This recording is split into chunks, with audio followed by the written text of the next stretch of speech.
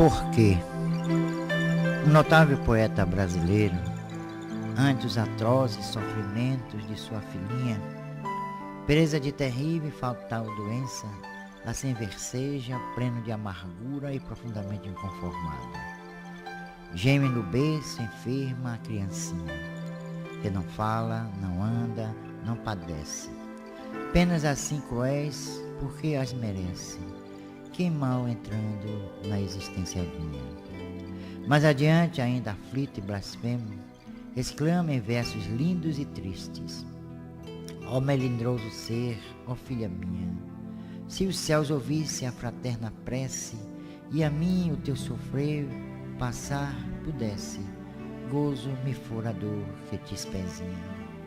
E já sem poder controlar a revolta que o consumia, frente ao avanço inexorável da moléstia, roga em frêmito de total descontrole. E Deus que tudo vê, não a extermina? E assim magoado e descrente, sob o império da dor, o poeta implora a Deus a antecipação do desenlace. Julgava que a morte libertaria a filha de suas agruras. Afinal de contas, e como apregou os céticos, a morte é um nada, é a paz sem agonia. Puro engano. Aquele ser que se agitava nas vascas dos instantes derradeiros é a ave que, fugindo ao cárcere medonho, retorna à luz da vida eterna, levando consigo a íntima certeza de que deixara para trás não apenas a dor, companheira de todas as horas, mas o velho fardo dos erros acumulados vida a vida. Enquanto isso, o Pai, algoz de outrora, penitencia-se perante a lei de Deus, justa e soberana, colhendo os frutos tardios de malsinadas semeaduras.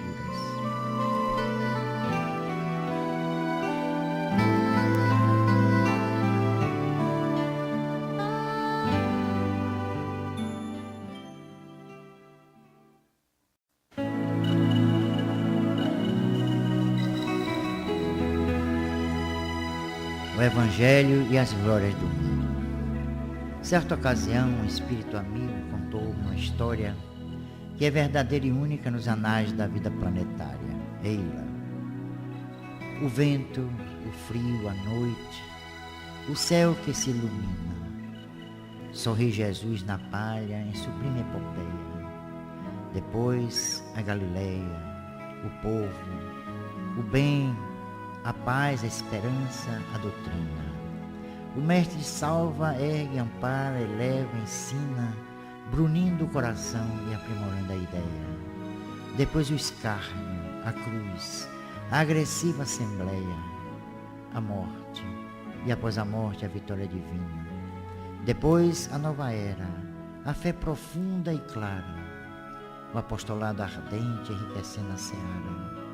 Depois de tudo um livro, o Evangelho fecundo, e o livro, a arca da vida, em que a luz se condensa, traz o Cristo até nós por eterna presença, vencendo gerações pela glória do mundo. Alma aflita, busca o Evangelho, ele te ensinará a viver entre as procelas da dor e do desespero, fazendo nascer das tuas angústias as bênçãos da fé, que enobrece e ilumina.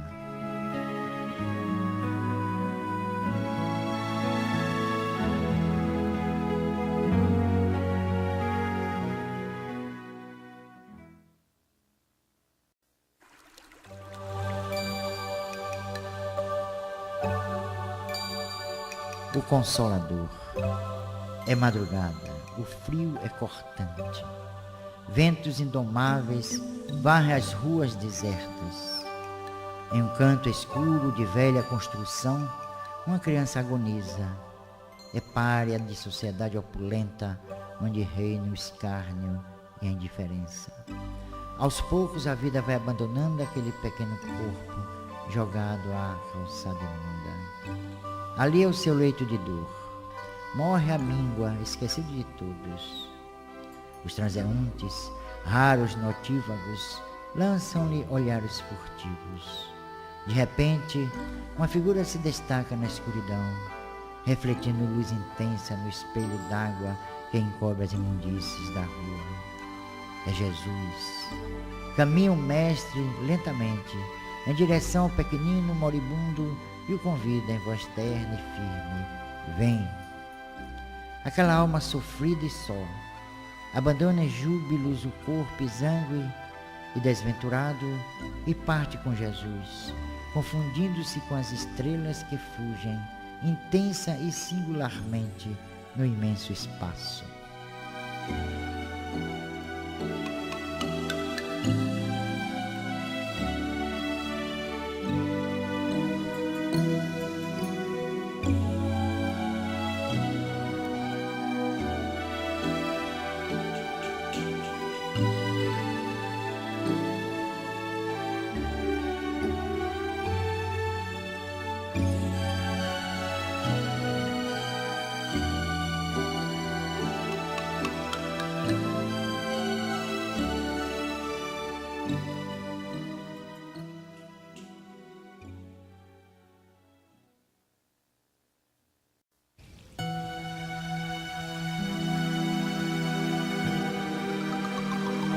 O amor, sempre o amor.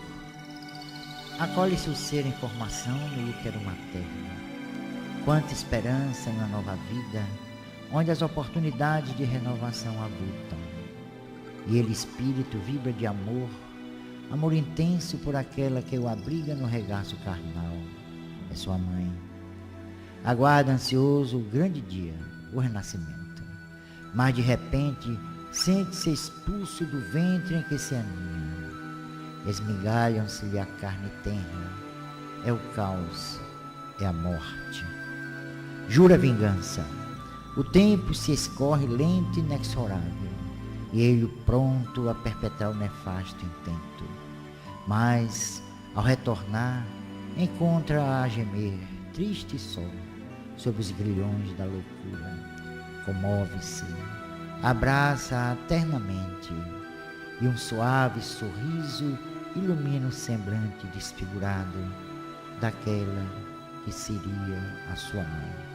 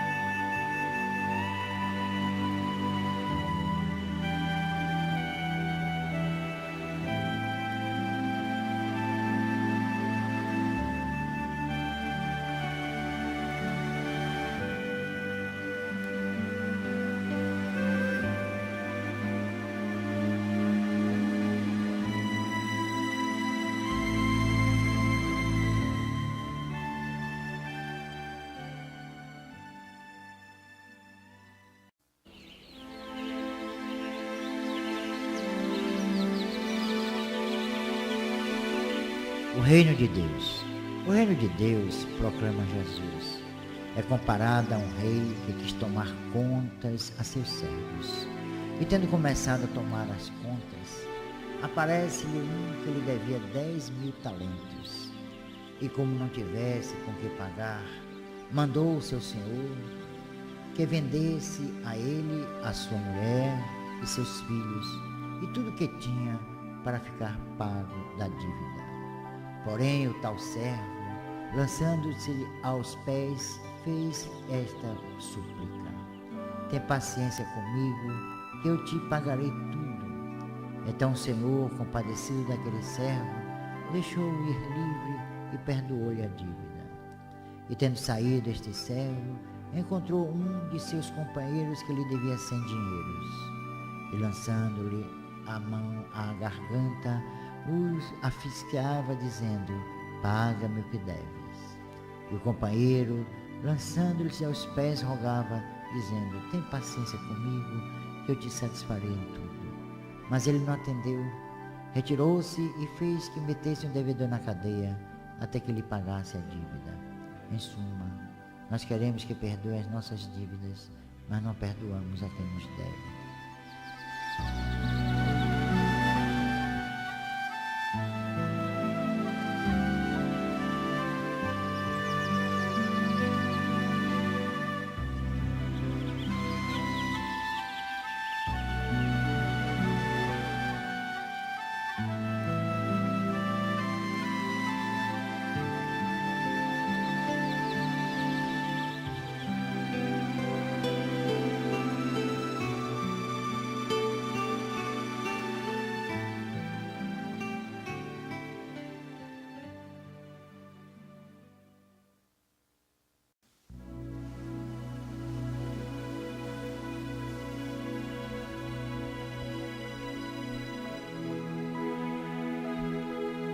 Levanta-te e luta. Alma atormentada pela desilusão e pelo sofrimento, vou te contar uma breve e edificante história, feita por um poeta que conheci na minha juventude, Arthur de Sales. Hoje ele habita os altiplanos do Parnaso de Além-Túmulo, onde vivem os que fazem do verso a expressão maior de sua convicção imortalista. Eis a história. Erguia-se ditoso o tronco peregrino, amava a passarada, o vale, a fonte, o vento. Um dia, geme e tomba ao machado violento. Alguém surge e faz dele emérito violino.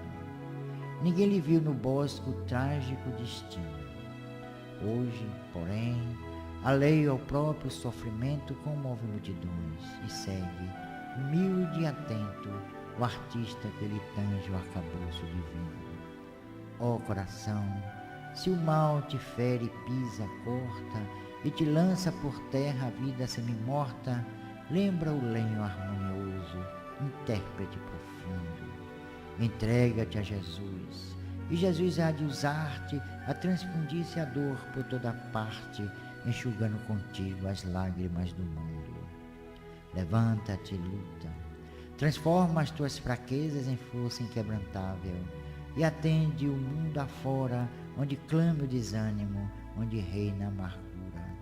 Transforma toda a treva dos caminhos em clarões refulgentes de amor e esperança.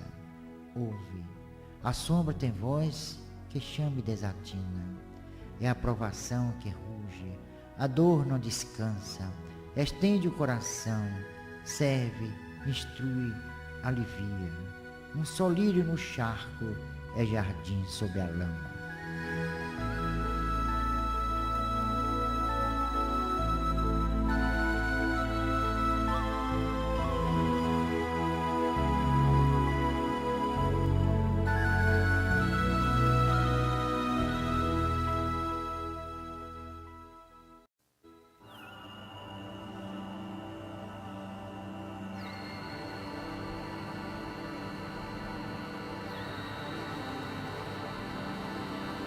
A lei de evolução.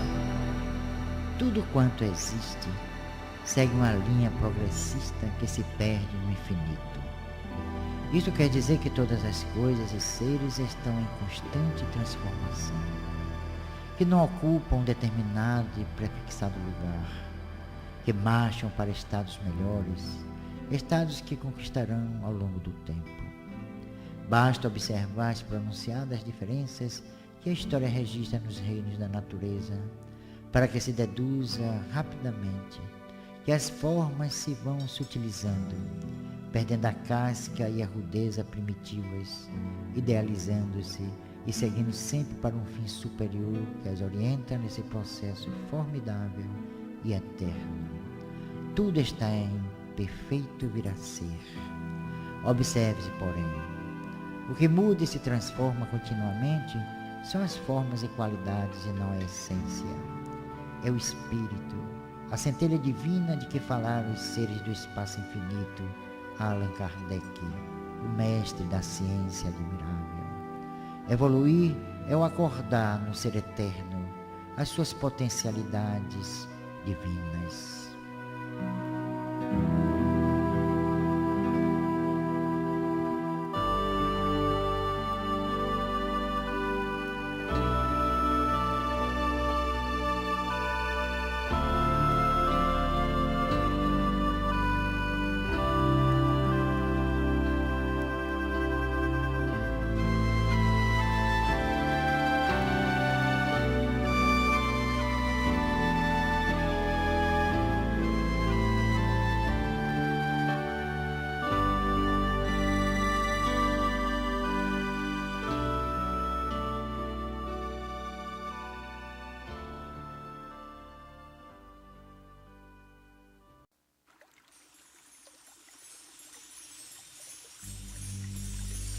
Quem é meu próximo?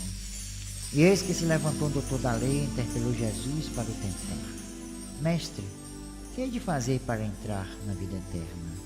Perguntou-lhe então Jesus. O que está escrito na lei? Ele respondendo disse: Amarás ao Senhor teu Deus de todo o teu coração, de toda a tua alma, e de todas as tuas forças, e de todo o seu entendimento, e ao teu próximo como a ti mesmo. E Jesus lhe disse: Respondeste bem, faze isso e viverás. Mas ele, querendo justificar-se a si mesmo, disse a Jesus: E quem é meu próximo? E Jesus, prosseguindo no mesmo discurso, esclareceu: Um homem ia de Jerusalém a Jericó e caiu nas mãos de ladrões que o despojaram do que levava. E depois de o terem maltratado com muitos golpes, se retiraram, deixando-o meio morto. Aconteceu que passava pelo mesmo caminho um sacerdote, e quando o viu, passou de largo. E assim mesmo um levita, chegando perto daquele lugar e vendo-o, passou também de largo. Mas um samaritano que ia a seu caminho, quando o viu, se comoveu. E chegando-se, lhe tratou as suas feridas, e pondo-o sobre a sua cavalgadura, levou-o a uma estalagem e lhe dispensou afetuosos cuidados. Qual desses três te parece o próximo daquele que caiu nas mãos dos ladrões? Respondeu o doutor: aquele que foi misericordioso para com seu semelhante. E Jesus lhe disse: então vai e faze tu o mesmo.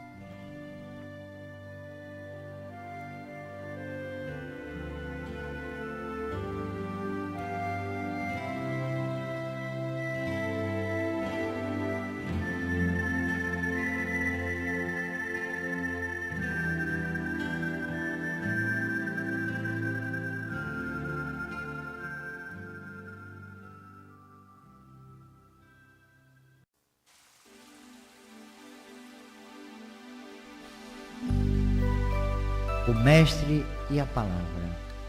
O Cristo e seus discípulos procuraram a sombra de uma figueira, fugindo do sol que os castigava na empoeirada estrada da Betânia. Os apóstolos olhavam os arredores em silêncio, como que esmagados pela intensidade da luz do astro-rei. Mestre, perguntou João, levantando a cabeça cismadora, qual é a ação que mais nos leva ao mal? Jesus traçou com bordão alguns caracteres na areia e com sua voz pura e harmoniosa respondeu: a palavra. Os discípulos voltaram-se para o rabi com interesse, que depois de alguns instantes de silêncio continuou: é com a palavra mansa e sutil que os sedutores atraem suas vítimas. É com discursos inflamados e cheios de promessas que os demagogos enganam as massas. É em nome da justiça que os tiranos pregam a chacina. É com a palavra do ritual que os sacerdotes abençoam os exércitos que vão para a guerra fratricida. É em nome do meu Pai que são desencadeadas perseguições religiosas. É ciciando nos cantos escusos que os caluniadores tecem a trama do seu ódio. E é em geral, tendo a praga e a blasfêmia nas bocas imundas, que os maus e perversos se chafurdam no charco do crime. O silêncio voltou à sombra da figueira. O mestre, retomando o bordão, recomeçou a desenhar símbolos na areia. Mestre, tornou João curioso, e qual é a ação que mais nos leva ao bem? Jesus, vagando o olhar pela paisagem inóspita, disse incisivo: ainda é a palavra.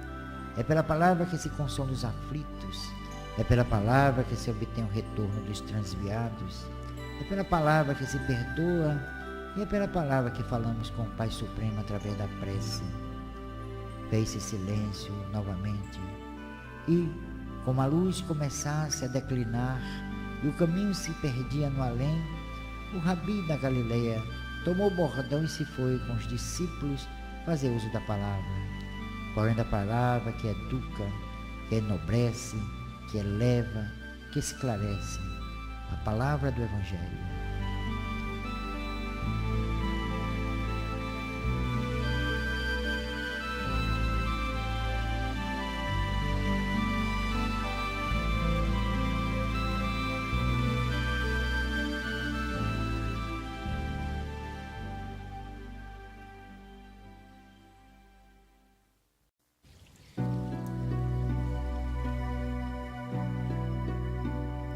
Tens fé? No mundo há um grande sol que tudo ilumina, é a fé.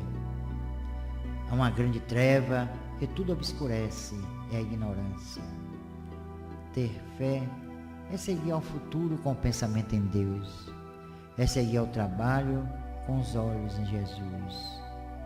De Deus nos virá força e de Jesus o exemplo. Na fé se busca resistência para lutar, resignação para resistir, paciência para esperar. Com a fé, fácil será ser indulgente para com as faltas alheias e severo para com as próprias faltas. Com a fé enfrenta-se a dor e o sofrimento com a coragem que somente ela pode proporcionar. Com a fé, fácil será ter santidade no amor, virtude na amizade, carinho na indiferença, freio no desregramento, paz na desarmonia e tranquilidade na morte. A fé é a verdade.